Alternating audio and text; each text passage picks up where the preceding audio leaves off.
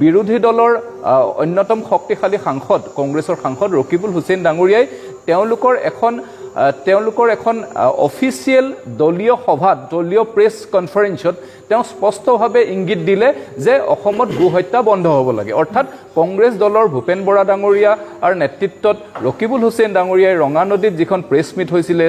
সেই official press meat য'ত ৰকিবুল হুছেইন ডাঙৰীয়াৰ ট'ৰ প্ৰগ্ৰেমটো মোৰ লগত আনিছোঁ মই তাতে স্পষ্টভাৱে সেই সভাখনলৈ তেওঁ দলীয় সভালৈ গৈছে প্ৰেছ মিট কৰিছে তাত স্পষ্টভাৱে কৈছে যে গো হত্যা বা অৰ্থাৎ গো মাংস ৰাজহুৱাভাৱে ভক্ষণ কৰাটো বন্ধ কৰিব লাগে অৰ্থাৎ অসমৰ দৰে এখন ৰাজ্য যিখন ৰাজ্যত আমি গৰু বিহু পাতি আমি গৰুক পূজা কৰোঁ গতিকে এনে এখন ৰাজ্যত আমাৰ প্ৰধান বিৰোধী দলেও যেতিয়া এই বিষয়টোক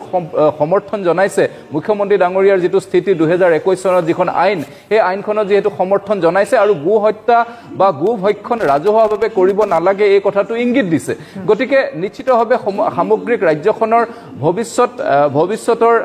ভৱিষ্যত ৰাজ্যখনত যাতে এই ধৰণৰ ভাল কথাবিলাক যাতে স্থায়িত্বভাৱে থাকে তাৰ কাৰণে এই আইনখনৰ যে prohibition of cow prohibition act এই আইনখনত নিশ্চিতভাৱে তাত সংশোধনৰ কাৰণে কেবিনেটে সিদ্ধান্ত ল'লে যোৱাকালি আৰু এই সিদ্ধান্ত মাননীয় মুখ্যমন্ত্ৰী ডাঙৰীয়াই শক্তিশালী ৰূপত অৱতাৰিত কৰিলে আৰু এতিয়াৰে পৰা ৰাজহুৱা স্থানত হোটেল আদিত এই মাংস ছাৰ্ভ কৰিব নোৱাৰিব গতিকে এতিয়া নিশ্চিতভাৱে সামগ্ৰিকভাৱে অসমৰ যি হাতাম পুৰুষীয়া ঐতিহ্য আৰু সংহতিৰ কাৰণে ইয়াক অত্যন্ত সুন্দৰ বাৰ্তা দিলে যিটো ৰকিবুল হুছেইন ডাঙৰীয়াই ইয়াত সমৰ্থন আগবঢ়ালে তেওঁ প্ৰধান বিৰোধী দল কংগ্ৰেছ দলেও তাত সমৰ্থনৰ হাত আগবঢ়ালে গতিকে নিশ্চিতভাৱে ই এক সুদূৰ প্ৰসাৰী সিদ্ধান্ত চৰকাৰে ল'লে ঠিক আছে মই এবাৰ কংগ্ৰেছৰ পৰা জানিম বিদিশা নেওগৰ পৰা এতিয়া ৰকিবুল হুছেইনে প্ৰথমে যেনে ধৰণৰ এটা মন্তব্য কৰিছিল নিজেই নিজৰ কৰবাত জালত তেওঁ মানে নিজেই পতা জালত তেওঁ নিজেই সোমালেগে নেকি এনে ধৰণৰ এটা অনুভৱ বিভিন্নজনৰ হৈছে আপোনালোকে কি ক'বলৈ বিচাৰিব বিজেপিয়ে যিটো সিদ্ধান্ত মুখ্যমন্ত্ৰীয়ে যিটো সিদ্ধান্ত গ্ৰহণ কৰিলে প্ৰথম প্ৰতিক্ৰিয়া আপোনাৰ কি হ'ব চাওক আজি ষ্টুডিঅ'ত বহি এনেকুৱা ধৰণৰ কথা পাতিবলৈ একচুৱেলি আমি লাজ পাওঁ কিয় কি পৃথিৱীখন আজি ক'ৰ পৰা ক'লে গৈ আছে আৰু আমি লাগি আছোঁ ক'ত গৰু গাহৰি এইবোৰতে আৰু 2 নম্বৰ কথা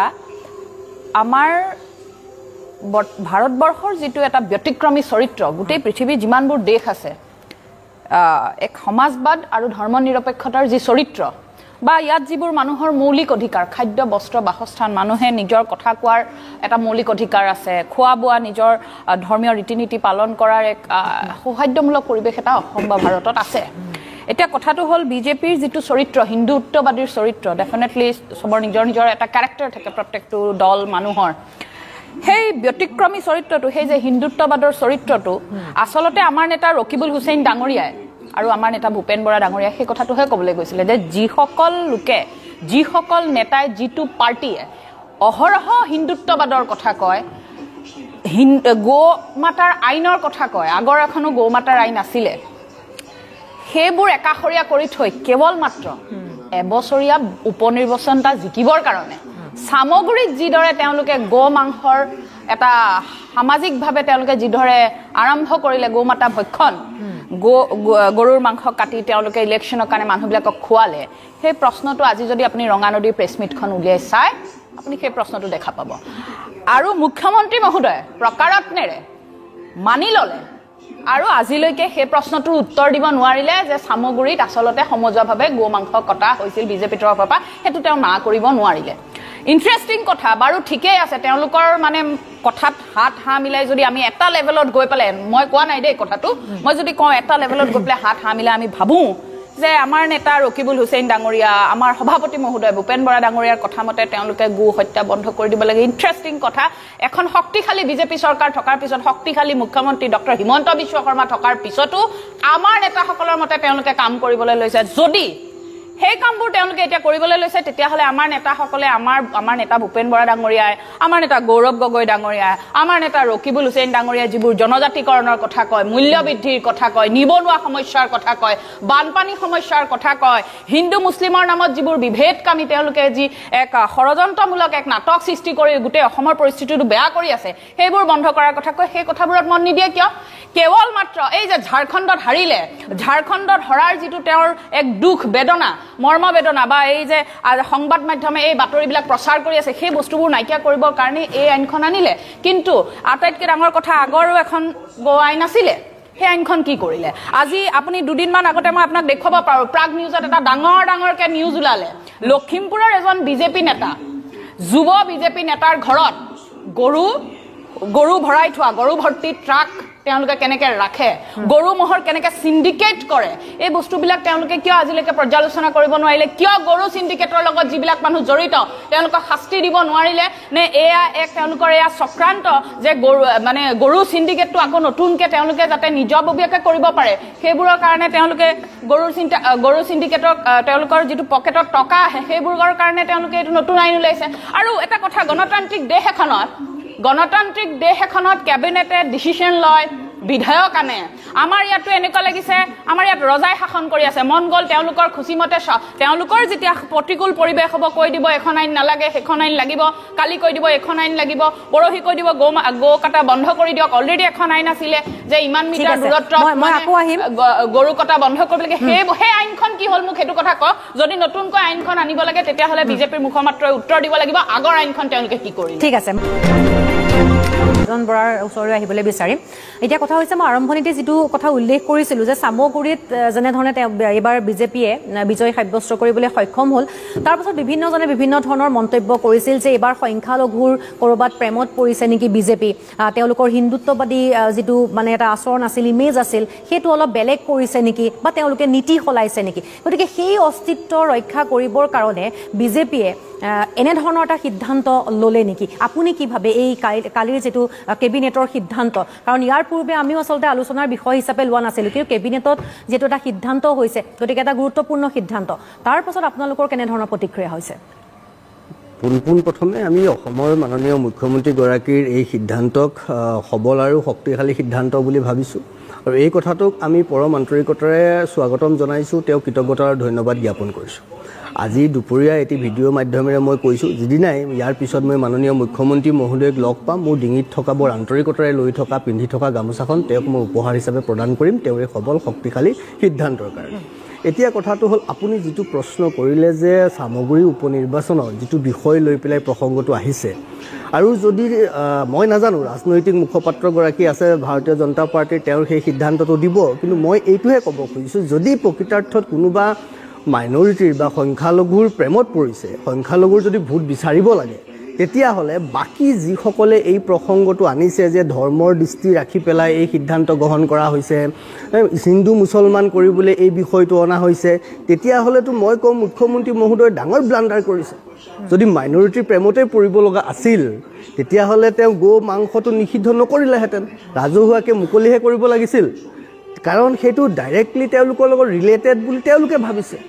মাইনৰিটি প্ৰেমত পৰা নাই আৰু মাইনৰিটি প্ৰেমত নপৰে। চাওক, আৰু ইয়াত ডাঙৰ কথাটো হ'ল, আমি হিন্দুৰ ডেফিনেশ্যনটো উপলব্ধি কৰিব পৰা নাই। আমি ৰাজনৈতিক সিদ্ধান্তৰ কাৰণে, ৰাজনৈতিক মুনাফা লাভৰ কাৰণে মাইনৰিটি মেজৰিটি আমি কৰিব পাৰোঁ, বাট হিন্দু বুলি যেতিয়া আমি কৈছোঁ, আচলতে সনাতন সভ্যতা সংস্কৃতি, এতিয়া হিন্দু মুছলমান যত যিমান আছে সেই সমস্তখিনি এই সনাতন, এই হিন্দুৰ অংশ।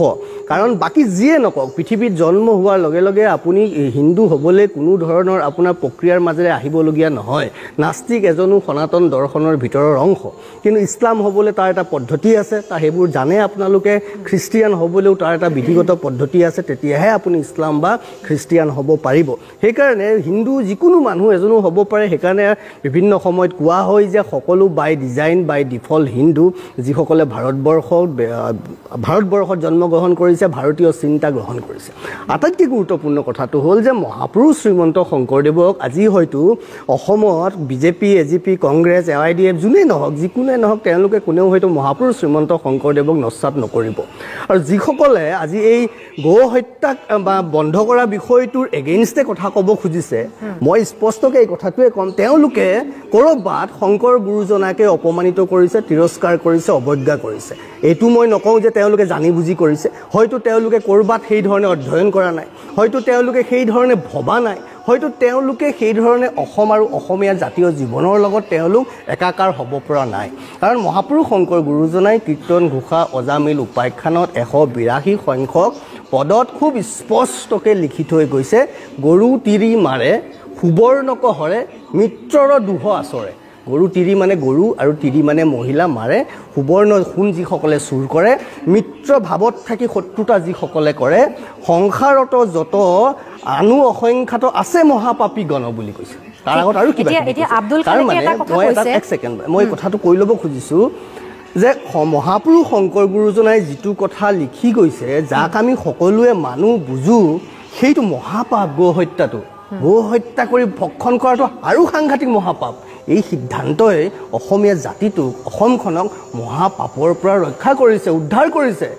আৰু যদি আমি মহাপুৰুষ শংকৰদেৱক নামানো তেতিয়াহ'লে মানে অসমত থকা মানুহখিনিৰ ক্ষেত্ৰত সেইটো মানে হ'ব লাগে বেলেগ যদি ঠাইত কোনোবা থাকে তেতিয়াহ'লে সেইখিনি খাদ্যাভ্যাস যেনে ধৰণৰ হয় সেইটো কথা নহয় সেইটো আপুনি ক'ব বিচাৰিছে অসমৰ সেইটো স্পেচিয়েলি অসমৰ ক্ষেত্ৰত বাকী এইটো অসমৰ তাৰপিছত এখন ভাৰত নহয় ইয়াত ভাৰতত কি কৈছে ভাৰতৰ বেদ উপনিষদত কি লিখা আছে গো হত্যা মহাপাপ বুলি সংবিধানতো আছে আৰ্টিকল 51A ভাৰতীয় নাগৰিক আমি মৌলিক অধিকাৰৰ কথা কওঁ বাইদেউগৰাকীয়ে মৌলিক অধিকাৰৰ কথা ইয়াত খৰ্ব হোৱাই নাই ইয়াত আমি কেৱল মৌলিক অধিকাৰৰ কথাহে কৈছোঁ মৌলিক দায়িত্বৰ কথা কিয় কোৱা নাই আৰ্টিকল 51A ইয়াত বিজেপিৰ মুখপাত্ৰগৰাকী এগৰাকী অধিবক্তা তেওঁ জানিব আৰ্টিকল 51A ইত কি বুলি কৈছে যে প্ৰত্যেকজন ভাৰতীয় নাগৰিক বুলি কৈছে যে ইয়াত হিন্দু মুছলমান বুলি কোৱা নাই প্ৰত্যেকজন ভাৰতীয় নাগৰিকৰ এইটো সাংবিধানিক মৌলিক দায়িত্ব তেওঁলোকে ভাৰতীয় সভ্যতা সংস্কৃতিৰ প্ৰতি সন্মান প্ৰদৰ্শন কৰা প্ৰশংসা কৰা আৰু তাৰ সংৰক্ষণৰ ব্যৱস্থা কৰা ভাৰতীয় সভ্যতা সংস্কৃতি ঋগবেদৰ পৰা অহা উপনিষদৰ পৰা অহা ৰামায়ণ মহাভাৰতৰ পৰা এই গোটেই পৰম্পৰাটোত গো হত্যা মহাপাপ বুলি কৈছে সেইটো শংকৰদেৱেও তাৰ প্ৰসংগত শংকৰদেৱে মহাপাপ বুলি কৈছে তাৰ মানে গো হত্যা কৰাটো মহাপাপ আমাৰ সাংবিধানিক দায়িত্ব হিচাপেও বাকী সিদ্ধান্ত অসম ঠিক আছে মই আকৌ আহিম মই এবাৰ মেহদি হাছান খানৰ ওচৰলৈ অকণ আহিবলৈ বিচাৰিম UDFৰ এতিয়া কথা হৈছে যে আপোনালোকে এই সিদ্ধান্তটোৰ আপোনালোকে বিৰোধিতা কৰে নে কেনেধৰণে আপোনালোকে ক'বলৈ বিচাৰে কাৰণ বিভিন্নজনে এইটো কথাও কৈছে যে ইয়াৰ খাদ্যাভ্যাস সকলোৰে বেলেগ বেলেগ গতিকে এনেধৰণৰ সিদ্ধান্তৰে মৌলিক অধিকাৰ খৰ্ব কৰা হৈছে এনেধৰণৰ কথাও শুনিবলৈ পোৱা গৈছে কি আপোনালোকৰ মতামতটো কেনেধৰণৰ চাওক যি সময়ত ৰাজ্যখনত 100 অভিৰি সমস্যা থকাৰ পিছতো যিসকল মানুহক মুখে লক্ষ্য কৰি আজিৰ এই সিদ্ধান্ত বা ৰাজ্যখনৰ সংখ্যালঘু জনসাধাৰণৰ 100 অভিৰি সমস্যাৰে জৰ্জৰিত হৈ থকাৰ পিছতো মুখ্যমন্ত্ৰী ডাঙৰীয়াই এই সিদ্ধান্ত লোৱাৰ এই মুহূৰ্তত খুব প্ৰয়োজন নাছিল বুলি মই ভাবোঁ আৰু দ্বিতীয় কথাটো হৈছে যে এতিয়া কি পৰিস্থিতিত মুখ্যমন্ত্ৰী ডাঙৰীয়াই এই সিদ্ধান্তটো ল'লে কাৰণ আসাম কেটেল প্ৰিজাৰ্ভেশ্যন এক্ট 2021 ইতিমধ্যে আমাৰ ৰাজ্যখনত আছিলে আৰু তাত এই কথাবোৰ অতি সুস্পষ্টভাৱে উল্লেখ কৰা আছে যে এই আইনখন লাগু হৈ থকাৰ পিছতো তেওঁ যি ৰাজনৈতিক সুযোগ লৈ যি ৰাজনৈতিক সিদ্ধান্তটো ল'লে মুখ্যমন্ত্ৰী ডাঙৰীয়াই তাৰ কাৰণে মই ভাবোঁ যে প্ৰদেশ কংগ্ৰেছৰ সভাপতি আৰু ধুবুৰী লোকসভা সমষ্টিৰ সাংসদগৰাকী ইয়াৰ বাবে মই অতি স্পষ্টভাৱে কৈছোঁ তেওঁলোক জগৰীয়া কাৰণ তেওঁলোকে এই প্ৰশ্নটো ৰকিবুল হুছেইন ডাঙৰীয়া ৰঙানদী সমষ্টিত গৈ এই প্ৰশ্নটো উত্থাপন কৰা বা এই কথাটো কোৱাৰ তেওঁৰ কোনো প্ৰয়োজনে নাছিল এটা নিৰ্বাচন এটা অনুষ্ঠিত হৈ গৈছে আৰু তাত তেওঁ এই কথাটো যে কৈছে তেওঁ এই কথাটো এতিয়া তেওঁ ক'ব বিচাৰিছে কংগ্ৰেছৰ মুখপাত্ৰজনে কৈছে যে তেওঁ কথাখিনি কৈছে ভাৰতীয় জনতা পাৰ্টীয়ে নিজৰ আদৰ্শক বিসৰ্জন দিছে তাৰ লগে লগে সমান্তৰালভাৱে আমি এই কথাটো ক'ব বিচাৰিছোঁ ৰকিবুল হুছেইন ডাঙৰীয়াই এই কথাটো কোৱা নাই নেকি যে ৰাজ্যৰ সংখ্যালঘু জনসাধাৰণ বা চামগুৰি সমষ্টিৰ সংখ্যালঘু লোকক গো মাংসৰ বিনিময়ত ভোট প্ৰদান কৰা হয় এই কথাৰে তেওঁ সেই লোকসকলক অপমান কৰা নাইনে তাৰ এতিয়া মই আৰু এটা প্ৰসংগলৈ আহিব বিচাৰিছোঁ বিজেপিৰ মুখপাত্ৰ দাদাই কৈছে যে আৰ্টিকল 48ৰ কথা কৈছে বা তেওঁ মহাত্মা গান্ধীৰ উদ্ধৃতি দিছে মহাত্মা গান্ধী হয় 1923 চনত তেওঁ জাতিৰ পিতা মহাত্মা গান্ধী 1923 চনত এই সন্দৰ্ভত তেওঁ প্ৰথমতে প্ৰস্তাৱ আগবঢ়াইছিল গো বংশ বৃদ্ধি গোমাতা বংশবৃদ্ধি সন্দৰ্ভত আৰু ইয়াৰ সংৰক্ষণে তেওঁ প্ৰস্তাৱ আগবঢ়াইছিল আৰু পিছত যেতিয়া দেশৰ সংবিধানৰ যে ড্ৰাফ্ট হয় বা সেই সময়ত কনষ্টিটিউশ্যন এছেম্বলি যি মিটিং হয় তাত এই বিষয়ে বিভিন্ন বিতৰ্ক হৈছে আৰু সেই বিতৰ্কৰ মাজত গৈ কিছু এটা পক্ষই বিৰোধ কৰিছে এটা পক্ষই ইয়াক লাগে বুলি কৈছে সৰ্বশেষত যেতিয়া কনষ্টিটিউশ্যনটো এডপ্ট কৰা হয় তাত আৰ্টিকল 48টো আহিছে আৰু আৰ্টিকল 48ত কাউ বা কাপ এই ধৰণৰ শব্দবিলাক আহিছে তাত প্ৰিজাৰ্ভৰ কথাটো কৈছে আৰু কাউ স্লাপিঙৰ কথাটো কৈছে কিন্তু ভাৰতবৰ্ষত যিহেতু এখন সম্পূৰ্ণৰূপে আমি এখন গণতান্ত্ৰিক দেশত বাস কৰোঁ আৰু সংবিধানে আমাক কিছু মৌলিক অধিকাৰো দিছে মৌলিক অধিকাৰ দিছে আমাক ৰাইট টু ফুড এই কথাটো আমাৰ আৰ্টিকল 21ৰ ভিতৰত পৰে আৰু দাদাই ভালকৈ জানিব আৰু ঠিক একেদৰে দাদাই কোৱাটো এই কথাটো বিভিন্ন সুপ্ৰিম কোৰ্টৰ বিভিন্ন জাজমেণ্টত আৰু ইভেন আপুনি জানিব এই সন্দৰ্ভত যোনটো ভাৰতবৰ্ষৰ প্ৰথমটো গোচৰ হৈছিল Abu Hanif versus state of Bihar সেই কেছৰটোত তেওঁলোকে ভাৰতবৰ্ষৰ 30খন ৰাজ্যত যেতিয়া এই ধৰণৰ আইন, আজিও ভাৰতবৰ্ষৰ 20খন ৰাজ্যত এই আইন আছে, তাৰ 30খন ৰাজ্য বিহাৰ, মধ্যপ্ৰদেশ আৰু উত্তৰ প্ৰদেশত তেতিয়া বলবতী থকা এই আইনখনৰ বিৰুদ্ধে যেতিয়া উচ্চতম ন্যায়ালয়লৈ গৈছিল, তেতিয়া উচ্চতম ন্যায়ালয়ে কিন্তু এই কথাটো আপফেল কৰিছিল। মই কথাটো ডিনাই নকৰোঁ। পৰৱৰ্তী সময়ত দেশৰ উচ্চতম ন্যায়ালয়ে আৰ্টিকল 48ৰ এই লাইনটোতে বিভিন্ন সময়ত বিভিন্ন গোচৰৰ ৰায়দান কৰিছিল। এইবিলাক লৈ আমাৰ এতিয়া ৰাজ্য, আমি যিহেতু এটা বিশেষ ৰাজনৈতিক জনগোষ্ঠীক প্ৰতিনিধিত্ব কৰোঁ, গতিকে যিহেতু এই সমস্যাটো মূলতঃ এই জনগোষ্ঠীক টাৰ্গেট কৰি কৰা হৈছে, গতিকে আমি এই কথাবোৰৰ পৰা আমি ভাবোঁ এই সময়ত আমি এই সমস্যাবোৰতকৈ এই জনগোষ্ঠীৰ আৰু 100 সমস্যা আছে। মই প্ৰথমত কোৱাৰ দৰে মুখ্যমন্ত্ৰী ডাঙৰীয়া মই ভাবোঁ সেইবিলাকত মনোযোগ দিব লাগে। হয়, আৰু ভাৰতীয় জাতীয় কংগ্ৰেছ দলে এই ধৰণৰ কথা কৈ মই ভাবোঁ যে ৰাজ্যৰ সংখ্যালঘু জনসাধাৰণক এক প্ৰকাৰ অপমান কৰিছে। ঠিক আছে, মই অকণমান দেৱজিৎ গোস্বামীৰ ওচৰলৈ আহিবলৈ বিচাৰিছোঁ। এতিয়া কথা হৈছে এই গো মাংসৰ নিষিদ্ধৰ বাবে বা এই যিটো সিদ্ধান্ত ল'লে, ইয়াৰ আঁৰত আপুনি ৰাজনীতি দেখিছেনে নাই, নে স্বতঃস্ফূৰ্তভাৱে এটা সিদ্ধান্ত আচলতে গ্ৰহণ কৰিলে, নে ৰকিবুল হুছেইনৰ যিটো অভিযোগ আছিল সেই অভিযোগৰ পাছত বন্ধ কৰিলে, বা গো মাতাৰ সুৰক্ষাৰ বাবে এইটো সিদ্ধান্ত গ্ৰহণ কৰিলে, আপুনি কি বুলি ভাবে? হয়,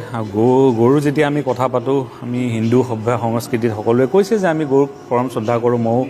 সত্ৰত জন্মগ্ৰহণ কৰা, আমি গৰু আমি যেতিয়া লগুণদনি হয়, আমি গৰু গোবৰ আৰু গোমূত্ৰ দি পেলাই আমাক পবিত্ৰ কৰা হয়, আৰু সকলো আমাৰ পূজা পৰ্বততে গোমূত্ৰ আমাৰ লাগেই, সেইকাৰণে পবিত্ৰ। কিন্তু কথাটো হৈ গ'ল কি, ৰাজনীতিক দলবিলাকে তেওঁলোকে যেতিয়া সংবিধানৰ শপত খাই পেলাই যেতিয়া চৰকাৰ এখন গঠন কৰে, তেওঁলোকে তেতিয়া কয় যে আমি ইৰেছপেক্টিভ অফ কাষ্ট, কমিউনিটি, ৰিলিজিয়ন আমি কাম কৰিম। এইকাৰণে যিহেতু গৰুটো ভক্ষণটো এটা পাৰ্টিকুলাৰ ৰিলিজিয়নৰ লগত, ইয়াত ভাৰতবৰ্ষত বহুতে খাব পাৰে। আজি বহুত হিন্দু মানুহেও কি আমাৰ মোৰে লগৰ চিনাকি আছে, বডি বিল্ডিং কৰে, ভাল প্ৰটিনৰ কাৰণে তেওঁ গৰু মাংস খায়, বহুতে খায়। আমাৰ লগৰ ইঞ্জিনিয়াৰিং কলেজত থাকোঁতে আমাৰ বহুতে তেনেকুৱা খায়। একো সেইটো খোৱা, সেইটো নিজৰ এইটো এটা অভ্যাস, আৰু এইটো আমাৰ কনষ্টিটিউশ্যনেল ৰাইট দিছে। এতিয়া কথাটো হৈ গ'ল কি, ৰাজনীতিক দলে ৰাজনীতি কৰে। চবতকৈ ডাঙৰ কথাটো হৈ গ'ল কি, যে ৰকিবুল হুছেইনে ডাঙৰীয়াই যিটো উত্থাপন কৰিছে চামগুৰিত, সেইটো সঁচা নে মিছা? মিছা বুলি কিন্তু বিজেপিৰ কোনেও এতিয়ালৈকে, এইটো নাম মুখ্যমন্ত্ৰী নাম মুখপাত্ৰ কোনেও আমাৰ এইটো ডিনাই কৰা নাই। সেইটো অকণমান চিন্তনীয় কথা হৈছে যে বিজেপিয়ে যিটো দলে আপোনাৰ হিন্দুত্ব ৰক্ষা, গৌ ৰক্ষাৰ ওপৰত কাম কৰে বা কয়, আজি জন্মলগ্নৰ পৰা নিৰবিচ্ছিন্নভাৱে তেওঁলোকে লাগি আছে, তাত যদি মিটিঙত যদি কিবা কাৰণত, ভোটৰ কাৰণে হওক বা বেলেগ কাৰণতে হওক, যদি মিটিঙত যদি গৰু মাংস তাত ছাৰ্ভ কৰি পেলাই মানুহবিলাকক দিছে, এইটো বৰ ডাঙৰ কথা, নিন্দনীয় কথা। আৰু মই ডিপ্লুৰঞ্জন শৰ্মা ডাঙৰীয়া যেতিয়া জিকিছিলে এই ষ্টুডিঅ'ৰ মঞ্চৰ পৰা, আমি খুব উৎসাহিত হৈছিলোঁ যে খুব ভাল কাম কৰিলে, যে ৰকিবুল হুছেইনক এটা শিক্ষা দিলে, তেওঁ তাত গৈ পেলাই যুৱ নেতা হিচাপে তেওঁ জিকিছে। কিন্তু এই ডিপ্লুৰঞ্জন শৰ্মা ডাঙৰীয়া যদি এই কামটোৰ লগত জড়িত আছিলে, তেতিয়াহ'লে মই আজি তেওঁক এইটো ধিক্কাৰ দিছোঁ, মই খুব নিন্দনীয়। কিন্তু মই এইটো কোৱা নাই, কিয় এইটো কোনেও ডিনাই কৰা নাই বা প্ৰমাণ সহকাৰে কোনেও দিয়া নাই। এইটো এটা প্ৰথম কথা। দ্বিতীয় কথাটো হৈ গ'ল কি, আপুনি পলাৰাইজেশ্যন, পলিটিক্স অফ পলাৰাইজেশ্যনটো দেশখনৰ কাৰণে বিপদজনক হৈ গৈছে, সাংঘাতিক বিপদজনক অৱস্থাত আমি আছোঁ। নাজানো আমাৰ ওপৰৰ যিখিনি মানুহ আছে তেওঁলোকে এইটো বস্তু ফিল কৰিছেনে নাই। আজি সময়ত আমি যদি ইমান হিন্দু, আৰু আমি যদি হিন্দু ৰক্ষাৰ কাৰণে বা যিটো গৰুৰ ৰক্ষা, মানে আমি আল্টিমেটলি হিন্দু ৰক্ষাৰ কথাই আমি ক'ব লাগিব, ইমান যদি আমি হিন্দুৰে চিন্তা কৰি আছোঁ, আপুনি আমাৰ সেইদিনা আমি 1947 চনত ৰেড ক্লিফে আমাৰ বৰ্ডাৰটো দি দিয়াৰ লগত আমাৰ পৰা ইষ্ট পাকিস্তানখন গুচি গৈছিলে। তাত থকা আজিৰ তাৰিখত 1,31,00,000 হিন্দু মানুহ 5 আগষ্টৰ দিনৰ পৰা কক বকাই আছে, কান্দি আছে, বহুতক মাৰা হৈছে, অপমান কৰা হৈছে, অত্যাচাৰ কৰা হৈছে, ব্যৱসায় বাণিজ্য বন্ধ কৰি দিয়া হৈছে। এতিয়া যিজন আমাৰ ইস্কনৰ যিজন আমাৰ গুৰু, তেখেতক চিন্ময় কৃষ্ণ দাস, তেখেতক 24 নৱেম্বৰ দিনাৰ তাৰিখৰ পৰা তেখেতক জেলত ৰখা হৈছে। এজন উকিল তেওঁ ল'ব পৰা অৱস্থাত নাই। আমি হিন্দু ৰক্ষাৰে কথা পাতোঁ, আমি গৰু ৰক্ষাৰে কথা পাতোঁ, তেতিয়াহ'লে আমি চাব লাগিব যে এখন ৰাষ্ট্ৰ হিচাপে, কিয় নৰেন্দ্ৰ মোদী ডাঙৰীয়াৰ পৰা আমি বহুত আশা কৰিছিলোঁ, তেওঁ যিহেতু বিশ্বগুৰু কয়, গৌ ৰক্ষা হ'ব তেতিয়াহে যেতিয়া হিন্দু ৰক্ষা হ'ব। হিন্দুক ৰক্ষা কৰিবৰ কাৰণে ভাৰততে হওক বা যিকোনো পৃথিৱীৰ যিকোনো জেগাতে হিন্দু হওক, তেওঁলোকক ৰক্ষা কৰিব লাগিব। যিহেতু প্ৰধানমন্ত্ৰী ইমান ডাঙৰ এটা, আজিলৈকে কিন্তু আমি বাংলাদেশৰ ওপৰত তেওঁ এটা মানে ষ্টেটমেণ্ট, যেনেকৈ মণিপুৰৰ ওপৰত আজি 1.5 বছৰ আমি তেওঁ এটা ষ্টেটমেণ্ট নেদেখিলোঁ, এতিয়াও দেখা নাই। আৰু অসমৰ যিহেতু এইটো চুবুৰীয়া ৰাজ্য বা চুবুৰীয়া ৰাষ্ট্ৰ, সেইকাৰণে আমাৰ মাননীয় মুখ্যমন্ত্ৰী ডাঙৰীয়াও এইটোৰ ওপৰত এটা ষ্টেপ ল'ব লাগে। আৰু আপুনি যিটো কথা কৈ আছে, মই জাষ্ট 10 ছেকেণ্ড এটা ল'ম, এইটো বেন কৰা নাই। কথাটো হৈ গ'ল কি, আগতেও কেটল প্ৰিজাৰ্ভেশ্যন এক্ট 2021 আছে, তাৰ ওপৰতো চাওক, আজিলৈকে আমি 3টা বছৰ হ'ল এই আইনখনৰ, আমিতো ক'তো বিশেষ ক'ৰবাত গৰু মাংস লৈ পেলাইতো বহুত আমি আলোচনা কৰিব লগা হোৱা নাই। তাৰমানে এইটো নিয়ম, যোনে খায় তেওঁলোকে সেই নিয়ম মতে চলি আছে, চৰকাৰী নিয়ম আছে। এনিমেল হাজবেণ্ডাৰী ডিপাৰ্টমেণ্টে তেওঁলোকে যে মন্দিৰৰ পৰা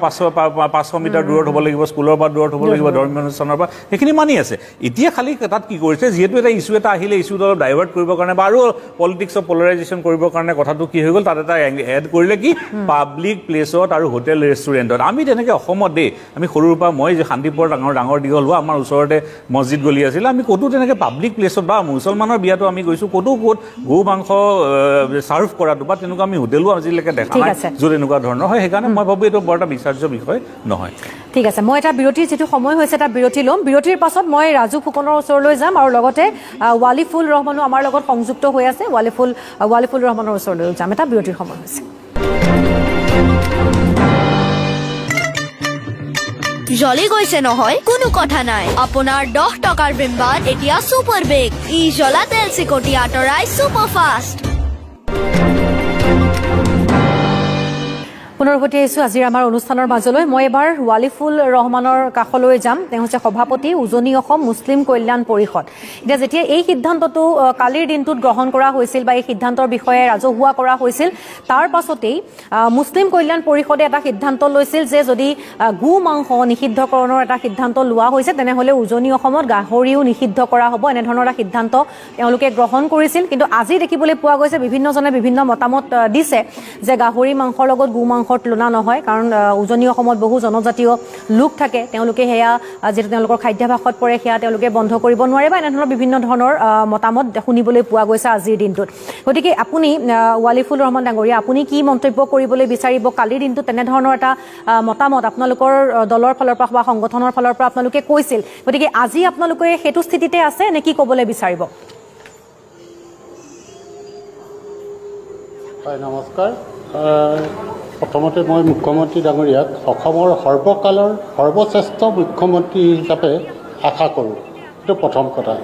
দ্বিতীয় কথাটো হ'ল যে বিৰোধী দলৰ কোনোবা এজন বা দুজন প্ৰতিনিধিয়ে চৰকাৰখনৰ বিৰুদ্ধে বা কিবা এটা আক্ৰোশমূলক কথা ক'লেই যে তাক মানে আইন এখন বদলি কৰি তেওঁলোকক মানে সংশোধন কৰি পেলাই তাক প্ৰত্যুত্তৰ দিব লাগিব, তেনেকুৱা কোনো কথা আছে বুলি আমি নাভাবোঁ। তৃতীয় কথাটো হ'ল আজি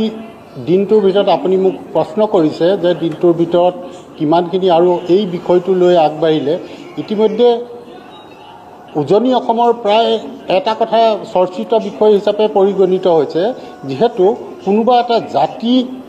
আক্ৰোশমূলকভাৱে লোৱা হৈছে নেকি। বৰ্তমানৰ সৰ্বকালৰ শ্ৰেষ্ঠ মুখ্যমন্ত্ৰীজনে কোনোবা এটা জাতিক মিহিকৈ গত সময়ছোৱাতো দেখা গৈছে যে মিহিকৈ কিবা আক্ৰোশৰ এটা প্ৰচেষ্টা হাতত লৈছে নেকি। কাৰণ এই বিৰোধী দলৰ যিকেইজন প্ৰতিনিধিয়ে যি বক্তব্য ৰাখিলে তাৰ ওপৰত ভিত্তি কৰিয়েই যিখন গো সুৰক্ষা আইন আছিলে, আইনখনকো আকৌ পুনৰবাৰ সংশোধন কৰাৰ এটা প্ৰচেষ্টা তেখেতে হাতত লৈছে। আমি শিৱসাগৰৰ পৰা মই এটা কথা আপোনাক বাৰ্তা হিচাপে দিব পাৰোঁ যে আমি জাতি জনজাতি জনগোষ্ঠী পৰম্পৰাৰে আমি প্ৰতিটো জনগোষ্ঠীৰ আমি একেখন মঞ্চৰে নাগৰিক। ঠিক সেই বাৰ্তাটো যদি আজি চৰকাৰে বিভাজন ৰুল পলিচি ক্ৰিয়েট কৰিবলৈ হয়, তেতিয়াহ'লে আমি এইটোহে ক'ম যে আজিৰ তাৰিখত যদি গো মাংস এটা জনগোষ্ঠী বা এটা জাতিৰ কাৰণে কিবা আক্ৰোশৰ কাৰণ হৈ পৰিছে, ঠিক তেনেকৈ আপুনি কোৱাৰ দৰে নহয়। ঠিক এতিয়া উজনি অসমত বিশেষকৈ দেখিবলৈ পোৱা যায় তিনিআলি চাৰিআলি বা শিক্ষানুষ্ঠান বা মছজিদৰ আশে পাশে প্ৰায়বিলাক ৰাস্তাৰ কাষতো মানে গাহৰি মুকলিমূৰীয়াকৈ কটা হয়। যদি এখন চৰকাৰৰ এজন সুদক্ষ মুখ্যমন্ত্ৰীয়ে এটা সিদ্ধান্তলৈ উপনীত হ'বলৈ হয়, তেতিয়াহ'লে নিৰপেক্ষভাৱে সামগ্ৰিক ৰাজ্যখনৰ কথা চিন্তা কৰি, কাৰণ আমাৰ ৰাজ্যখনৰ যিটো গৌৰৱ আছে সেই গৌৰৱক ম্লান নপৰাকৈ এজন সুদক্ষ মুখ্যমন্ত্ৰীয়ে সুদক্ষ এটা চিন্তা কৰাৰ প্ৰয়োজন আছে বুলি আমি ভাবোঁ। হয়, এতিয়া আপোনালোকে কি বিচাৰিছে? আপোনালোকে কি বিচাৰিছে? কালি যিটো সিদ্ধান্ত আপোনালোকে লৈছিল, এতিয়া একাংশই অৱশ্যে এইটো কথাও মই উনুকিয়াবলৈ বিচাৰিম যে ধৰ্মীয় সংখ্যালঘু যিসমূহ অঞ্চল আছে তাত গাহৰি মাংস বিক্ৰীৰ প্ৰচলনটো তাত বন্ধ কৰিব পাৰে, এনেধৰণৰ কথাও কৈছে। সেইটো আপোনালোকে বিচাৰিছে নেকি চমুকৈ? সেইটো বিচৰা ৰঞ্জিত দাসে যিটো কথা ক'লে সন্মানীয় এজন কেবিনেট মন্ত্ৰীয়ে যিটো কথা উপস্থাপন কৰিছে তেখেতে আৰু শুদ্ধ আৰু সঁচা কথা কৈছে যিদৰে গো হত্যা কৰিলে আন এটা ধৰ্মৰ যদি আঘাত আনে তেতিয়াহ'লে গাহৰি ৰাস্তাৰ কাষত কাটিলেও অন্য এটা যিহেতু আমি জাতি জনগোষ্ঠী আপোনাক মই বাৰে বাৰে এইটো কৈছোঁ যে আমি সকলো সম্প্ৰীতিৰে বাস কৰিছোঁ তাত আমাৰ ক'তো কেতিয়াও অসুবিধা হোৱা নাই কিন্তু গো হত্যাৰ প্ৰসংগটো আনি যিটো জাতি এটাক মানে আঘাত কৰাৰ চেষ্টা কৰিছে চৰকাৰখনে কওক বা মুখ্যমন্ত্ৰীয়ে কওক এইটো উজনি অসমৰ কাৰণে গ্ৰহণযোগ্য নহয় এতিয়ালৈকে যি শান্তি আৰু শৃংখলাবদ্ধভাৱে প্ৰতিটো বিষয়বস্তুতে চৰকাৰক সমৰ্থন কৰি আহিছে সমূহ জাতি জনগোষ্ঠীয়ে ঠিক আছে মই ধন্যবাদ জনাইছো আপোনাক আপোনাৰ মন্তব্যৰ বাবে মই এবাৰ ৰাজু ফুকনৰ ওচৰলৈ যাবলৈ বিচাৰিম মুখপাত্ৰ অসম জাতীয় পৰিষদ এতিয়া কথা হৈছে যে যিখিনি ইতিমধ্যে আমি ইয়াত আলোচনা কৰিলো আপুনি শুনিছে গতিকে এতিয়া গো হত্যা ৰোধ কৰিলে সনাতনী ধৰ্ম ৰক্ষা হ'ব নেকি গৰু সিন্ডিকেটৰ প্ৰসংগও ইয়াত যিহেতু ওলাইছে আমি কথা পাতোতে এই সন্দৰ্ভত আপোনাৰ এতিয়া মতামতটো কেনে ধৰণৰ হ'ব আপুনি কি ভাবে শ্যামলী আজি কেবিনেটৰ সিদ্ধান্তটোৰ পাছত অসমৰ যিবিলাক জ্বলন্ত সমস্যা আছিলে সেইবিলাক নাইকিয়া হৈ গ'ল যেনে মূল্যবৃদ্ধিৰ সমস্যা নাইকিয়া হৈ গ'ল যেনে 6 জনগোষ্ঠী জনজাতিকৰণৰ সমস্যাটো নাইকিয়া হৈ গ'ল মানে এই যে 1,50,000 কোটি টকা ধাৰলৈ লৈ এখন চৰকাৰ যে ধাৰত পুত গৈ আছে এইবোৰ সমস্যা আজি তাইখন নাইকিয়া হৈ গ'ল আজিৰ পৰা কি হ'ল যে এই গোমাংস কৈ কেইটামান দিন যদি পাৰ কৰি দিব পাৰে চৰকাৰখনে তাৰ পাছত আকৌ যে 1000 কোটি টকা বা 1500 কোটি টকা ধাৰ ল'ব এইবিলাক নাইকিয়া হৈ গ'ল এতিয়া কথাটো হ'ল যে ভাৰতবৰ্ষ হ'ল পৃথিৱীৰ ভিতৰতে সেকেন্ড লাৰ্জেষ্ট কান্ট্ৰি যোনে নেকি আসলতে মানে সেকেন্ড মানে হেৰি ৰপ্তানি কৰা গোমাংস ৰপ্তানি কৰা এই ভাৰতবৰ্ষখন হ'ল সেকেন্ড লাৰ্জেষ্ট কান্ট্ৰি মানে হাইয়েষ্ট বেছি মানে সেকেন্ড হেৰি পঠাই মানে ৰপ্তানি কৰে এতিয়া কথাটো হ'ল কি যে মুখ্যমন্ত্ৰী ডাঙৰীয়াই যিটো সিদ্ধান্ত ল'লে মুখ্যমন্ত্ৰী ডাঙৰীয়া হৈ গ'ল নেডাৰ চেয়াৰমেন তেওঁ নেডাৰ দায়িত্বটো পালন কৰিবলৈ গৈ শ্বিলঙত গৈ কওকচোন তেওঁ যে গোমাংস বন্ধ কৰি দিম তেওঁ নেডাৰ চেয়াৰমেন নহয় তেওঁ গৈ বুলি কোনোবাই নাগালেণ্ডত কওক যে মানে গোমাংস বন্ধ কৰি দিম যে এইবিলাক মানুহে মানে ইস্যু ডাইভাৰ্ট কৰা এই যে মুখ্যমন্ত্ৰী মহোদয় ইস্যু ডাইভাৰ্ট কৰা পাকৈত এজন মানুহ সেইকাৰণে তেওঁ আচলতে ইস্যু ডাইভাৰ্ট কৰিবৰ কাৰণে বিভিন্ন এই ধৰণৰ পদক্ষেপ গ্ৰহণ কৰে এতিয়া কি হ'ল ইলেক্টৰেল বণ্ডত বিজেপিয়ে 250 কোটি টকা গৰু বেপাৰীৰ পৰা গৰু মাংস কটা বেপাৰীৰ পৰা পইচা লৈ যোৱাবাৰ নিৰ্বাচন খেলিল এতিয়া মই ভিডিঅ' এটা দেখুৱা মই সৰুপথাৰৰ গোলাঘাট জিলাৰ সৰুপথাৰৰ ল'ৰা সৰুপথাৰত আজি তাৰিখত কেনেকৈ গৰু সিন্ডিকেট চলি আছে এইবিলাক বন্ধ কৰিবৰ কাৰণে ব্যৱস্থা গ্ৰহণ কৰিছে নাই এমএলএৰ নাম লৈছে তাত যিজনে গৰু সিন্ডিকেট কৰে তেওঁ এমএলএৰ নাম লৈছে ওপৰলাৰ নাম লৈছে এইবিলাক বন্ধ কৰা নাই লখিমপুৰত সেইদিনা 15খন বিজেপিৰ নেতাৰ ঘৰত 15খনকৈ গৰু গাড়ী জব্দ হৈছে সাংবাদিকসকলে তাত উলিয়াইছেগে এইবিলাকৰ ওপৰত কি ব্যৱস্থা গ্ৰহণ কৰিছে মুঠতে এই যে গৰু সিন্ডিকেটৰ দামটো বঢ়াবৰ কাৰণে গৰু সিন্ডিকেটটো কাৰোবাৰ হাতলৈ আনিবৰ কাৰণে বিজেপিৰ কোনোবাই নেতাই পৰিচালনা কৰিবৰ কাৰণে এই ধৰণৰ কথা কৈ আচলতে বিষয়বিলাক ডাইভাৰ্ট কৰিব বিচাৰিছে সেইকাৰণে কৈছোঁ এতিয়া সমস্যা বহুত আছে অসমখনত ছাত্ৰ ছাত্ৰীসকলৰ শিক্ষাৰ সমস্যা আছে এইবিলাক কথা বাদ দি অকল হিন্দু মুছলমান গৰু মাংস গাহৰি মাংস পৃথিৱীৰ বেলেগ দেশত এইবিলাক লৈ আলোচনা নহয় মানুহে যি মন যায় তাকে খায় ইয়াত সনাতনী কথা ওলাইছে মানে ইয়াত বেলেগ ধৰণৰ একদম মানে এনেকুৱা কট্টৰ হিন্দুত্ববাদী নেতাৰ কথা ওলাইছে মানে শংকৰদেৱ মহাপুৰুষ শংকৰদেৱৰ কথা কোৱা এজন ব্যক্তি ওলাইছে তেওঁ এনেকুৱা ধৰণৰ কৈছে যে আচলতে ভাৰতবৰ্ষৰ বাকী ৰাজ্যবিলাকত গোমাংসটো বন্ধ হৈছে নাই বাকি জেগাবিলাকত য'ত কৰ্ণাটকে হওক বা হাৰিয়ানাই হওক এইবিলাক জেগাত মানে গোমাংসটো বন্ধ হৈছে না এইবিলাক কথাও কিন্তু আমি গুৰুত্ব আৰোপ কৰিব লাগিব আৰু যিটো বিজেপি দল যিটো দলে নিজে আচলতে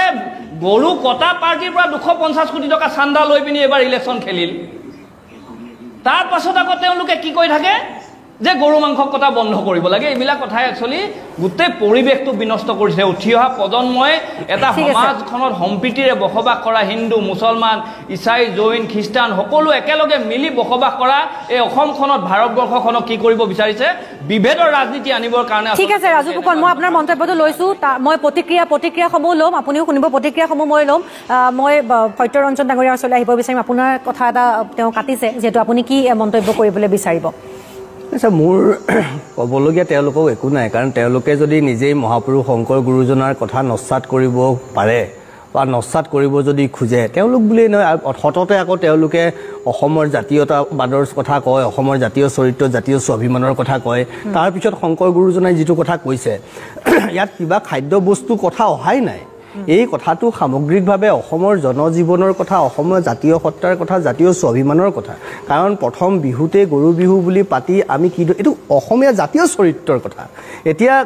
বাংলা ক'ৰবাত নাগালেণ্ডত হৈছেনে নাই, কৰ্ণাটক মিজোৰামত হৈছেনে নাই, সেইবোৰ আমাৰ আজি চাবলগীয়া বিষয় এইকাৰণে নহয়, কাৰণ শংকৰদেৱ তালৈ যোৱা নাই, যেতিয়া গৈছে তাত সেইধৰণে প্ৰভাৱ বিস্তাৰ কৰিব পৰা নাই। কিন্তু আজি শংকৰ গুৰুজনা অসমত উপজিছে, গতিকে আমি শংকৰ গুৰুজনাৰ অসমৰ পৰাই তেওঁ কোৱা কথা বতৰাবোৰ ইয়াৰ পৰাইতো আমি আগুৱাই নিব লাগিব। বুজে, য'ত আৰম্ভ হৈছে তাৰ পৰাই আমি আগুৱাই নিব লাগিব। গতিকে কথাটো হ'ল, আমি আমাৰ যিটো চেতনা আৰু চিন্তা, এই কথাটো অসমীয়া জাতীয় জীৱনৰ কথা। বাকী ৰাজনৈতিক কথা বতৰাবোৰলৈ মই নাযাওঁ। কথাটো আনিছে, মই চিণ্ডিকেটৰ প্ৰসংগটো বিদিশা নেওগেও অভিযোগটো আনিছিল দেই, চিণ্ডিকেটৰ প্ৰসংগটো আনিছিল, তেখেতেও আনিছিল। কথাটো হৈছে কি যে এটা ভুল মেছেজ যাব নালাগে গোটেই কথাটো, যে কালিৰ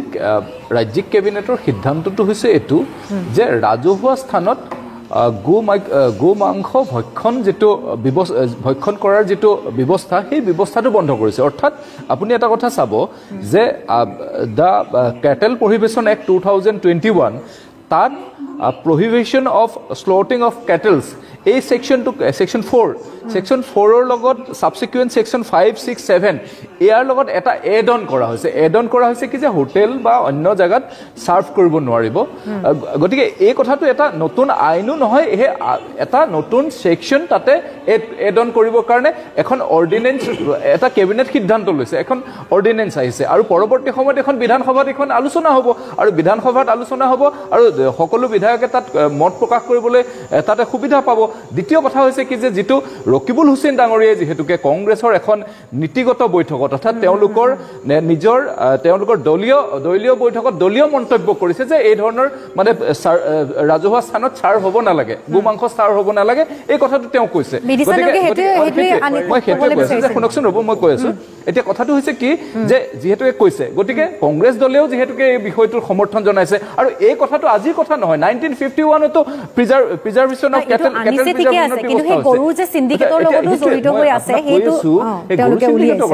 এতিয়া কথাটো এইটো হৈছে এটা ল এণ্ড অৰ্ডাৰ ইছ্যু। এতিয়া কথাটো হৈছে কি যে আমি নিশ্চিতভাৱে এইখন চৰকাৰে ডক্টৰ হিমন্ত বিশ্ব শৰ্মা ডাঙৰীয়াৰ গৃহ বিভাগে দায়বদ্ধতাৰে শক্তিশালী ৰূপত সকলো ধৰণৰ বেআইনী কামৰ বিৰুদ্ধে থিয় দিছে। আৰক্ষী বেআইনী কামৰ বিৰুদ্ধে কঠোৰ। গতিকে যিকোনো ক'ৰবাত যদি অভিযোগ আহিছে নিশ্চিতভাৱে তাত এনকুৱাৰী হ'ব, আৰু কোনোবা যদি দোষী আছে তেওঁ লাগিলে যি দলৰে নহওক, লাগিলে যি ব্যক্তিয়ে নহওক, নিশ্চিতভাৱে গ্ৰেপ্তাৰ হ'ব, নিশ্চিতভাৱে আইনৰ আওতালৈ আহিব। আমি স্পষ্টতাৰ আৰু অত্যন্ত দায়বদ্ধতাৰ আজিৰ বিষয়টো হৈছে কি যে এটা সাংবিধানিক বিষয়। আৰ্টিকল 48 ক্লিয়াৰ কৰিছে যে গো হত্যা বন্ধ হ'ব লাগে, ক্লিয়াৰ। এইটো কনষ্টিটিউচনেল ইছ্যুজ। আৰু এটা কথা যিটো ৰাজু ফুকন ডাঙৰীয়াই কৈছে যে কেইখন ৰাজ্যত গো হত্যা বন্ধ হৈছে, মূল কথাটো হৈছে কি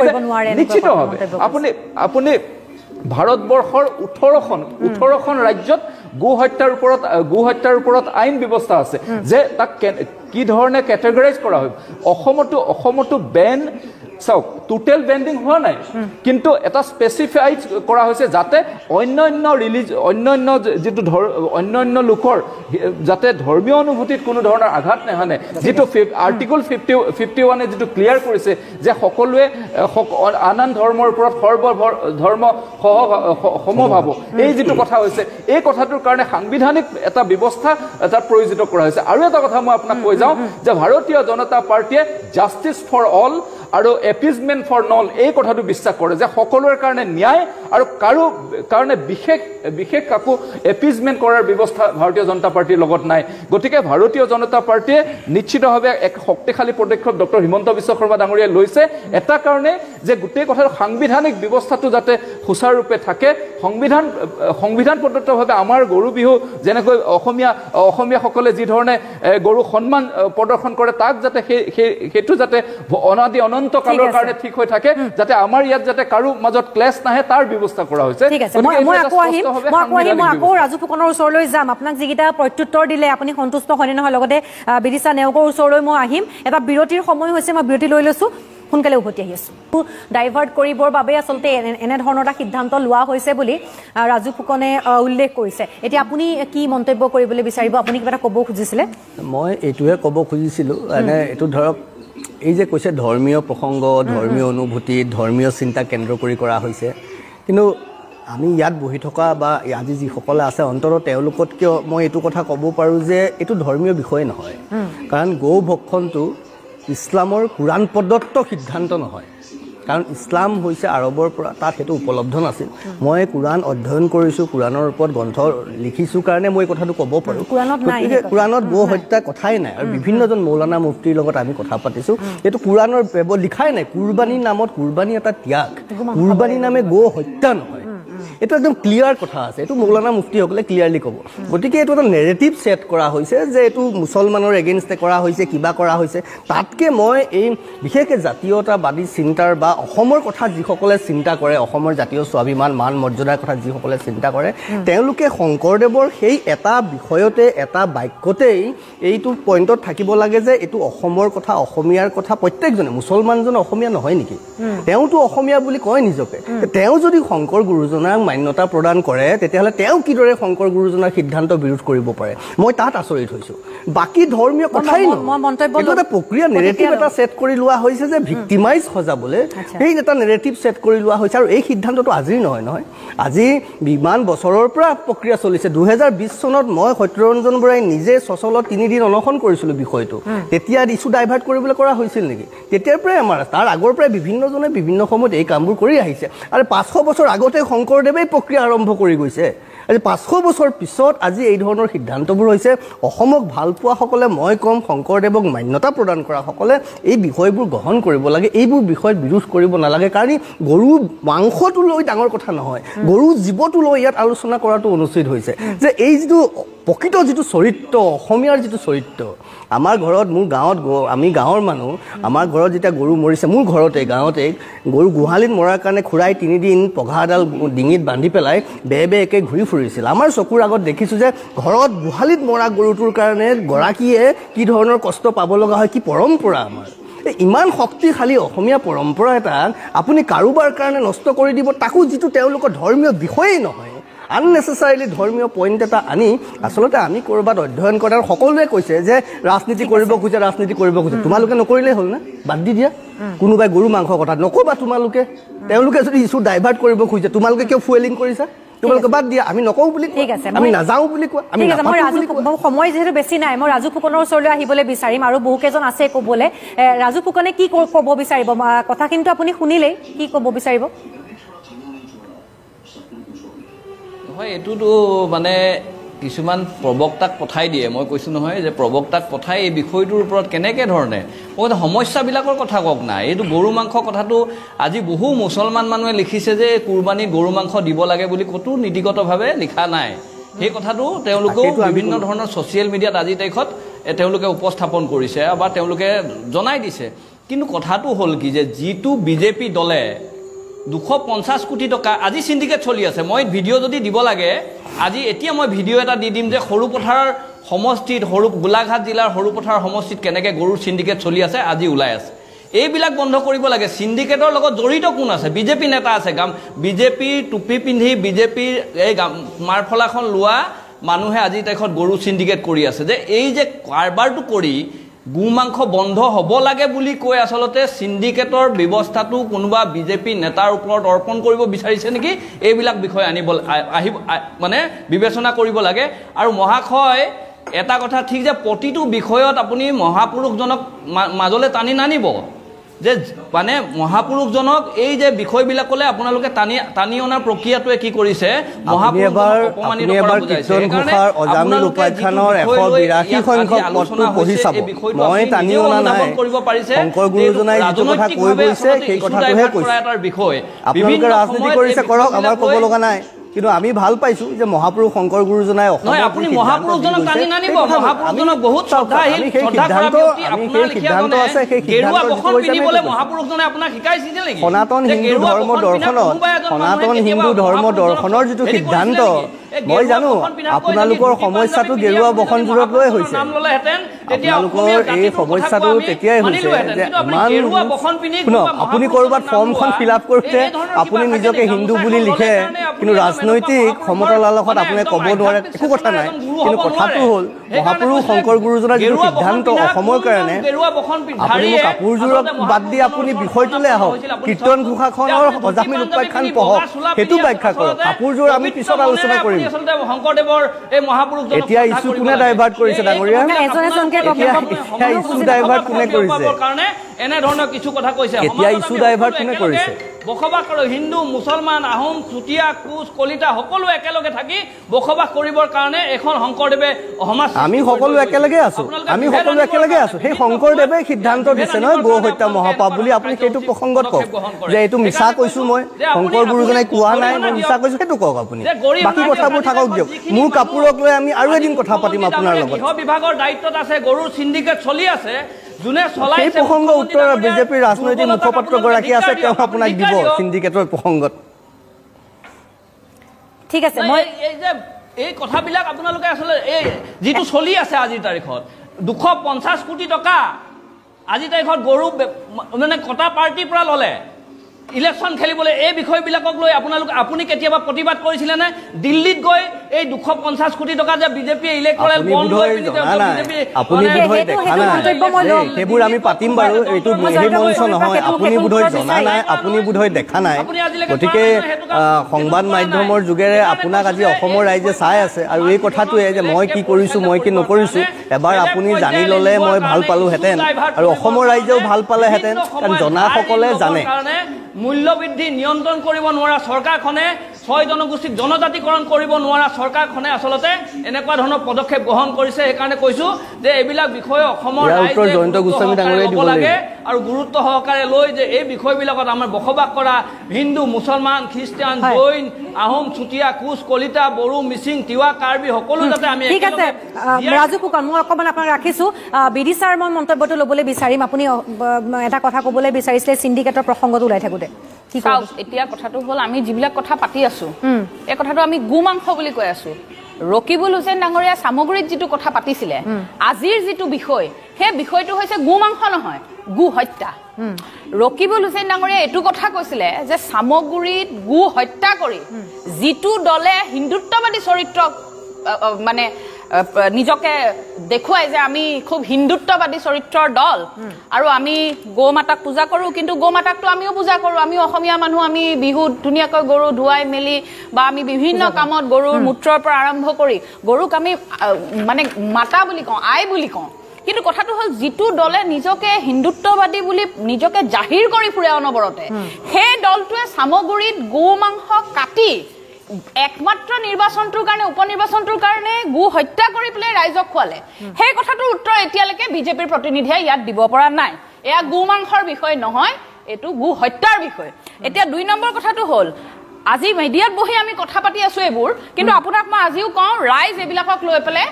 কোনো ধৰণে চিন্তাম্বিত নহয় আৰু এইবোৰ একটা হাস্যকৰ বিষয় ৰাইজ চিন্তাম্বিত মূল্যবৃদ্ধিক আজি ছাগলীৰ মাংস 700-800 টকা পালে তেওঁলোকে গো হত্যা বন্ধ কৰাৰ লগতে ছাগলীৰ মাংসটো যদি 300 টকা কৰি দিয়ে কেজি খাদ্য বস্তুৰ দাম যদি কমাই দিয়ে তেতিয়া সৰ্বসাধাৰণ মানুহ হিন্দু মুছলিম প্ৰত্যেকজন মানুহে উপকৃত হ'ব এইটো এটা প্ৰথম কথা 2 নম্বৰ কথা এই যেটো বিজেপিৰ বিফলতাসমূহ আপুনি ঋণ লোৱাকে হওক যেনেকুৱা ধৰণৰ কথা হওক ইলেক্ট্ৰল বণ্ডক হওক বিফ এক্সপৰ্ট কোম্পানী হওক বিজেপিৰ নেতাৰ বিফ এক্সপৰ্ট কোম্পানী হওক লখিমপুৰত কেইবাখনো ট্ৰাক গৰু ভৰ্তি ট্ৰাক এগৰাকী বিজেপি নেতাৰ ঘৰত উদ্ধাৰ হোৱাকে হওক বিভিন্ন ঝাৰখণ্ডৰ পৰাজয় হওক বিভিন্ন কথাবোৰ তল পেলাবৰ কাৰণে অসমৰ সামগ্ৰিক যিবোৰ সমস্যা সেই সমস্যাবোৰ তল পেলাবৰ কাৰণে এই প্ৰসংগটো উলিয়াই দিয়া হৈছে আৰু মই আকৌ এবাৰ সুধিছো মোৰ কেইটামান প্ৰশ্ন আছিল যে সিন্ডিকেটৰ কথাটো কি হ'ল আপোনালোকে যে বিজেপিৰ নেতাৰ ঘৰত যে ট্ৰাকসমূহ উদ্ধাৰ কৰিলে সেই নেতাজনৰ ওপৰত কিবা ব্যৱস্থা ললে নে নাই যিবিলাক গৰু মৰি আছে তাৰ যে আপোনালোকে মৰা বুলি চাৰ্টিফিকেট উলিয়াই সেই গৰুবোৰৰ মাংসবিলাক যে আপোনালোকে সিন্ডিকেটৰ যোগেদি বাহিৰলৈ ওলাই সেই যে যিবোৰ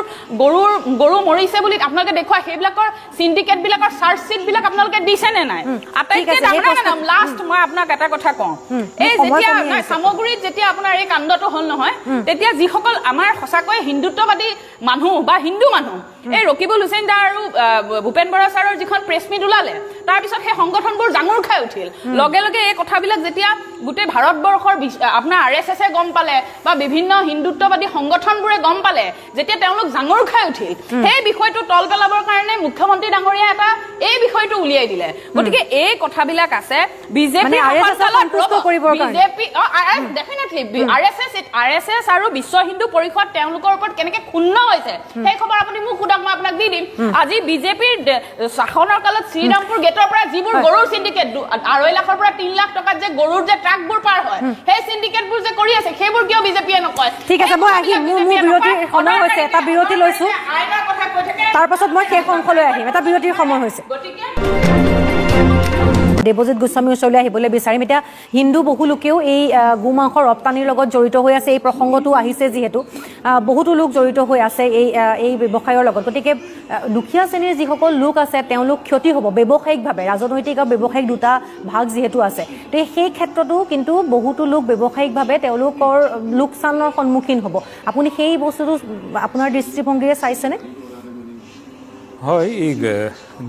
ব্যৱসায়িক ভিত্তিটো আছে যেতিয়া আমাৰ কেটেল এখন আনিলে তেতিয়াৰ পৰা আপাৰ আছামত বহু মিচিং জনজাতিৰ পৰা আৰম্ভ কৰি বিভিন্ন লোকে যোনে গো পালন কৰিছিলে তেওঁলোকে গৰু সেইখিনি বিক্ৰী কৰি পেলাই এটা বছৰত এটা পইচা এটা আহিছিলে সেইটো দি পেলাই তেওঁলোকে ঘৰ ইত্যাদি চলিছিলে তেওঁলোকৰ কিছু অসুবিধা আহিলে কিন্তু সেই অসুবিধাটো হৈ গ'ল কি খন্তেকীয় তাৰপিছত বেলেগ এটা ছিষ্টেম আহিলে যেনেকৈ বাৰ সিন্ডিকেটৰ কথা আহিছে হয় সিন্ডিকেটটো খুব ডাঙৰ অৰ্গেনাইজ এইবিলাক বহুত হাজাৰ কোটি টকাৰ ব্যৱসায় আপুনি মানে কল্পনা কৰিব নোৱাৰে আপুনি মই সেইকাৰণে আৰু এইবিলাকৰ পইচাৰ ভাগ বিশেষভাৱে যিবিলাক আপোনাৰ মানে কংগ্ৰেছৰ দিনত কংগ্ৰেছে এইটো খুব উপভোগ কৰিলে 15টা বছৰ আৰু এতিয়া আপোনাৰ বিজেপি একেবাৰে মানে বেলেগ ধৰণে উপভোগ কৰিছে বুলি ক'বলৈও মানে এইটো বেয়া কথা ভুল কথা নহ'ব পাইছে আৰু এইটো ডাঙৰ পইচা যিহেতু এতিয়া আপোনাৰ সকলো মিলি যায় কিন্তু কথাটো হৈ গ'ল কি আমি এতিয়ালৈকে উত্তৰ নাপালোঁ আচৰিতভাৱে যে বিজেপিয়ে সঁচাকৈ চামগুৰিত গো মাংস বিতৰণ কৰিছিলে নেকি আমাৰ বিজেপি মুখপাত্ৰক যোৱাকালি মই সুধিছিলোঁ দিব নোৱাৰিলে আজিও দিব পৰা নাই আৰু মুখ্যমন্ত্ৰীয়ে দিব পৰা নাই আৰু মুখ্যমন্ত্ৰীয়ে যিহেতু দিল্লীত যোৱা দিন আছিলে প্ৰধানমন্ত্ৰীৰ পৰা আহি সকলোকে লগ ধৰিছে আচৰিতভাৱে চাগে তেওঁ RSSৰ পৰা বা বেলেগৰ পৰা চাগে কথা শুনিবলগীয়া হৈছে সেইকাৰণে কিনো কৰিব ইছ্যুটো অকণমান ডাইভাৰ্ট কৰিবৰ কাৰণে সন্ধিয়াকৈ মানে দি পেলাই আপোনাৰ এইটো তাত এটা এড অন কৰিলে এইটো একো নাই যে ৰাজহুৱাভাৱে তেওঁ একচুৱেলি ইনডাইৰেক্টলি তেওঁ স্বীকাৰহে কৰিলে যে তেওঁলোকে ৰাজহুৱাভাৱে দিছিলে সেইটো কাৰণে স্বীকাৰ কৰা এইটো ডাঙৰ এটা কথা কিন্তু বিজেপিৰ কাৰণে আৰু মই ভাবোঁ এইটোৱে বিজেপিৰ ইমেজত এটা সাংঘাতিকভাৱে বিপদজনক হ'ব যি সময়ত গোটেই ৰাজ্যখন জুৰুলা হৈ আছে মূল্য বৃদ্ধি বা আপোনাৰ নিবনুৱা সংস্থাপনৰ পৰা আপোনাৰ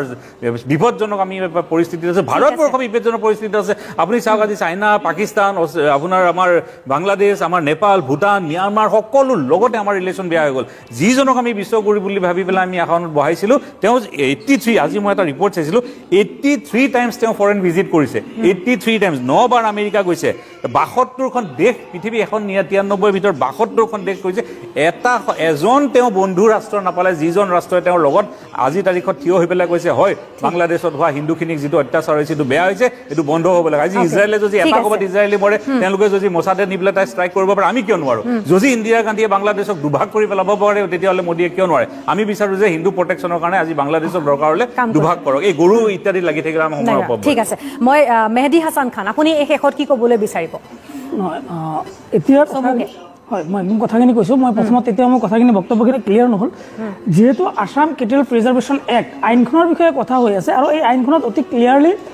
যেতিয়া আইনখন আৰ্টিকল 48ৰ স্পিৰিটত আইনখন অনা হৈছে বুলি সেই আইনখনতে উল্লেখ কৰা আছে এতিয়া কথা হ'ল আৰ্টিকল 48 হৈছে ভাৰতবৰ্ষৰ সংবিধানৰ ডিৰেক্টিভ প্ৰিন্সিপল অফ ষ্টেট পলিচিৰ এটা পাৰ্ট 4ৰ আৰ্টিকল 48 বা আৰ্টিকল 51 এইসমূহ হৈছে ৰাষ্ট্ৰৰ প্ৰতি নিৰ্দেশনাত্মক নীতি কিন্তু ঠিক একেদৰে আৰ্টিকল 19 যেটো এনফৰ্সেবল বাই ল আৰু যেটো ফান্ডামেন্টাল ৰাইট মৌলিক অধিকাৰ তাৰ যে পাৰ্সোনাল লিবাৰ্টি সেই পাৰ্সোনাল লিবাৰ্টি সুপ্ৰিম কোৰ্টে ইতিমধ্যে বিভিন্ন কেছত এই বিষয়টি উত্থাপন কৰিছে যে পাৰ্সোনাল লিবাৰ্টিটো ইয়াতে কেশৱানন্দ ভাৰতীৰ কেছত এই বিষয়টো বহুলভাৱে আলোচিত হৈছে আৰু সেইটো এটা লেণ্ডমাৰ্ক জাজমেণ্ট আছিলে তাত ৰাইট টু ফুড বা right to choice of food এই বিষয়সমূহত চৰকাৰে বিশেষ হস্তক্ষেপ কৰিব নালাগে গতিকে যিহেতু মই ভাবোঁ যে চৰকাৰে এই বিষয়ত আইন আনিছে কাৰোবাৰ আৱেগ অনুভূতিক সন্মান দিছে বেলেগ কথা কিন্তু ঠিক একেদৰে সংবিধানৰ ক্ষেত্ৰতো চৰকাৰে ফাণ্ডামেণ্টেল ৰাইটছৰ প্ৰতি বেছি গুৰুত্ব প্ৰদান কৰিব লাগে যিটো তেওঁলোকে ৰাষ্ট্ৰৰ নিৰ্দেশনাত্মক নীতি কানি জনসাধাৰণক এটি ভুল মেছেজ দিব নালাগে ঠিক আছে মই শেষত একদম জয়ন্ত গোস্বামীক মই ক'বলৈ কৈছোঁ RSSৰ প্ৰসংগ ওলাইছে দুটা কথা খুব স্পষ্টভাৱে কৈ লওঁ যে প্ৰথম কথা ৰাজু ফুকন ডাঙৰীয়া যিটো কথা কৈছে যে তেখেতে এটা স্থানীয়ভাৱে চিণ্ডিকেটৰ কথা কৈছে মই তেখেতক অনুৰোধ জনাম যে তেওঁৰ হাতত যিটো তথ্য আছে ভিডিঅ' আছে SP গোলাঘাটক আজিয়ে তেওঁ দিবৰ কাৰণে অনুৰোধ জনাইছোঁ নিশ্চিতভাৱে স্পেচিফিক আৰু স্পেচিফিকেলি নিশ্চিত হয় যদি তথ্য প্ৰমাণ দিব পাৰে বা কথাটো আহে নিশ্চিতভাৱে ব্যৱস্থা হ'ব দ্বিতীয় কথা লখিমপুৰে নহয় সমগ্ৰ অসমতে যদি বাইদেউ আপুনি আপোনাৰতো ক'লে নহয় মই কৈ আছোঁ শুনক এতিয়া গোটেই কথাটো হৈছে এইটো